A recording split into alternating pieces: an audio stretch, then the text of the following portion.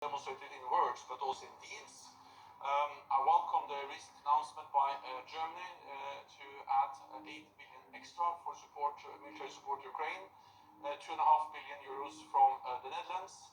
20 allies have established a coalition for air defense, and in Romania, allies have established a training center for F-16 pilots. These are concrete actions. We need more of them, and we need sustained and stepped up support for Ukraine. Let's get out to Sylvia for more. Sylvia, Jens Stoltenberg may get some help with that messaging from the new UK Foreign Secretary, David Cameron. We saw him arrive. He wasn't very vocal on the carpet, but certainly there to try and rally support for Ukraine. That's right. David Cameron chose not to answer any questions from the media. In fact, actually, pretty much what he used to do when he was also Prime Minister of the UK. That's what my experience tells me. But let me focus on what's happening at this stage here in Brussels, because at the moment, that second day of meetings here at NATO has begun, and the focus is very much on Ukraine.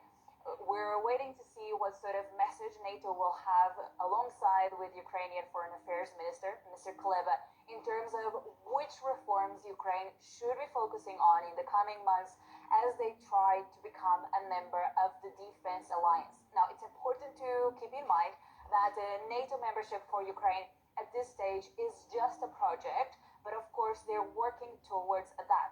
We know from NATO officials that Ukraine cannot become a member of the Defense Alliance for as long as this war is taking place, but nonetheless, they will want to put in place certain measures to prepare for that day, for when that eventuality actually takes place. Now, when you look at support for Ukraine, though, huge question marks about where we go from here, because when it comes to USA, for instance, we don't know, as we approach that critical US election next year, if the US will continue to support at the same level that it has been so far when it comes to both militarily and financially. When you look at the European countries, Slovakia has also cut all its support to Ukraine at this stage. Huge question marks about whether Hungary is also going to say yes to a new financial disbursement to Kyiv.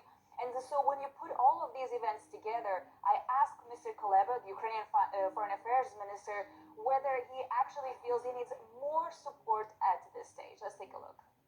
Yesterday I had a productive meeting with Slovak Foreign Minister.